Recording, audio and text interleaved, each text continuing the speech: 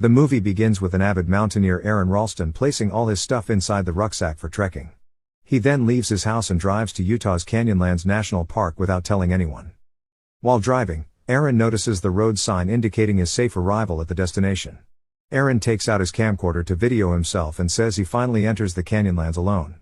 Afterward, he parks his car along with other vehicles on a campsite. He takes his rest before embarking on his first expedition the next day. After sleeping in the Canyonlands for a single night, Aaron eagerly sets off on his first bike expedition in the region. He is so delighted to finally be making his way to Blue John Canyon that he even shouts a joyful whoop in the middle of the desert.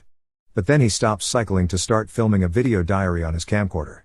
In the video, he says that the big drop rappel in Blue John Canyon takes 4.5 hours, based on the information he found in his guidebook. However, Aaron challenges himself to make it only in 45 minutes.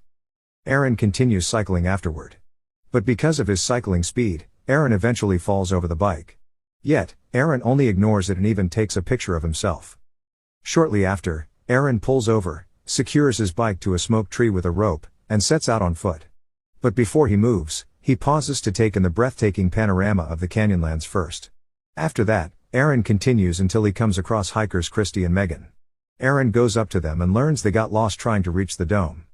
Eventually, Aaron makes friends with hikers Christy and Megan. He offers to accompany them to the dome for free, which they accept. It takes little time for the trio to reach the dome, and once there, Aaron shows Christy and Megan the underground pool by jumping from above. But Christy and Megan are still determining if they should follow Aaron. So, Aaron reassures them that it will be completely safe to try. Seconds after making up their minds about jumping down, Christy and Megan finally join Aaron in the underground pool. Christy and Megan eventually feel great that Aaron did not let them go home without first having a wonderful time. Because of that, Christy and Megan thank Aaron for spending a short time with them. Then, they invite him to a party at a motel in the Green River area, which Aaron happily accepts. Aaron continues through a slot canyon in Blue John Canyon afterward. While climbing, a boulder Aaron is hanging off comes loose and causes them both to fall. It traps his right arm against the wall and hardly lets him take it off the boulder. Frustrated, Aaron stops trying as he realizes the boulder will not budge. He tries shouting Christy and Megan's names instead but also learns he cannot be heard. Upon realizing he is alone, Aaron takes his stuff from his rucksack and places it above the boulder. Then he calms himself for a moment and gets the pocket knife to chip away parts of the boulder with a pocket knife. However, the pocket knife suddenly falls to the ground while chipping it. Aaron tries reaching it using a stick and luckily gets it back. Aaron spends the remaining day chipping away parts of the boulder, but it only decreases slightly. Due to that, Aaron thinks of another idea, setting up a pulley using his climbing rope in a futile attempt to lift the boulder. 24 hours have passed, but Aaron is still trapped in Blue John Canyon. He is starting to hallucinate things slowly. Due to that, Aaron shortly begins recording a video diary using his camcorder to maintain morale.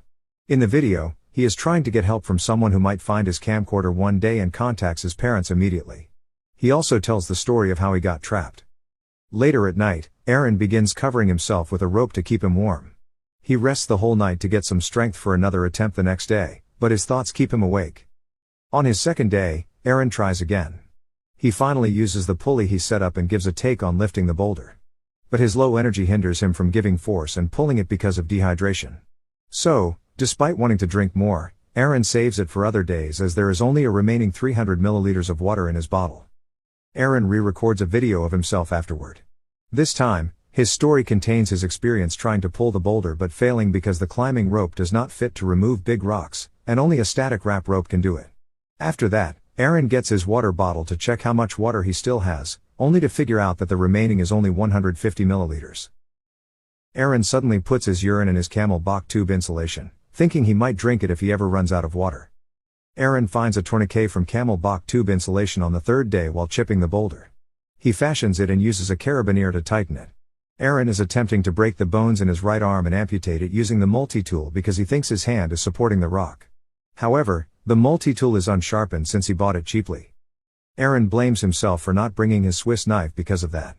But instead of snapping in an angry video, he explains what happened and urges viewers to be careful shoppers. Aaron then keeps rambling on and on until he starts having hallucinations about his family. Aaron wakes up thirsty on the fourth day. He opens up his bottle and sips. But it seems like he still wants more water. So, he takes out one of his soft contact lenses and swallows it. Suddenly, the bottle slides through his legs, causing him to feel depressed and experience another episode of hallucinations about his former girlfriend, Rana. The sound of thunder startles Aaron out of his hallucination, and he hurries to get his bottle. Then, he collected some rainwater as it fell while drinking from stagnant water to combat dehydration. But the sudden rain is also responsible for Aaron's third hallucination, this time of getting away from being stranded. Because of that, Aaron screams out of frustration. The following day, Aaron records himself for his 5th day of being stranded in Blue John Canyon. In the video, Aaron's hallucination transforms him into a newscaster who treats himself like a character in a television news program. Afterward, he starts his recording with a message to his loved ones. He regrets not informing them of his whereabouts or duration of absence. The narrative then continues with Aaron's imagination of his co-worker realizing he has been missing for days and calling the cops to come to rescue him. As for his last entry recorded on his recorder, Aaron's final message to his parents is a heartfelt declaration of his appreciation for them. Aaron's second attempt at amputating his right arm happens. Due to hallucination, he unconsciously stabs his arm using the multi-tool. Then, using his knowledge of torque, he breaks the bones in his arm. Over the next 5 days, Aaron is forced to drink his urine when water runs out. He tries fighting the taste of it for him to get hydrated. Afterward, Aaron rests and watches the videos from his camcorder, where he eventually discovers that Christy and Megan left him a message on the video while he was away, saying they are worried about him. But watching videos of Christy and Megan makes Aaron aroused, causing him to close it and distract himself by doing other things. Aaron begins to carve his name into the rocks as a distraction. But he has to pause what he is doing when he hears a voice echoing through the canyon, making him wonder if someone is nearby. After flashing the camera in the dark, Aaron initially believes he has captured a mascot. Still, it turns out to be another hallucination. When he looks at the camera, he sees a dark canyon section. Throughout the days, Aaron becomes desperate and depressed. He begins hallucinating about escape, relationships, and past experiences, including his family and his former girlfriend, Rana. Aaron wraps a bandage around the wounded arm to stop the bleeding. The hallucination begins to kick in again, wherein Aaron dreams of breaking up with his girlfriend, Rana. As Aaron loses consciousness due to fast heart beating and dehydration, he opens his camcorder and records himself for the last time. However, the hallucination is too intense, and he begins to feel dizzy and dwells on the possibility of his death. But despite getting weak, Aaron keeps his strength still as he leaves more messages on the video until the camcorder drains out of battery. Aaron reveals in the video how he frustratingly tries breaking the boulder to escape but keeps failing. He also wishes that some meteorite may fall into his spot to get him out of the trap. When Aaron finishes recording, the running animals in the canyon cause him to breathe hard as he coughs from the sand smoke. Aaron loses consciousness afterward. However, Aaron suddenly has a vision of his future son while in a state of unconsciousness, spurring his will to survive. Due to that, Aaron eventually wakes up. He exerts all his force to break the bones of his right arm and uses a carabiner to tighten it. Then, Aaron uses the multi-tool, slowly amputating it despite shouting from massive pain. Finally, Aaron survives after trying to take his arm out of the boulder. Aaron then wraps the stump to prevent exsanguination. Afterward, Aaron is about to leave the place when suddenly he stops and takes a picture of the boulder first. After spending days in the dark, Aaron is relieved to emerge from his canyon trap and make a celebratory leap into the sunlight. However, Aaron notices murky water below amid a victory dance. So, he immediately uses rope and soaks himself in the filthy water. After that, he uses it to hydrate himself for the long trek ahead by washing his face with it. Aaron sets foot in the desert, searching for a way out.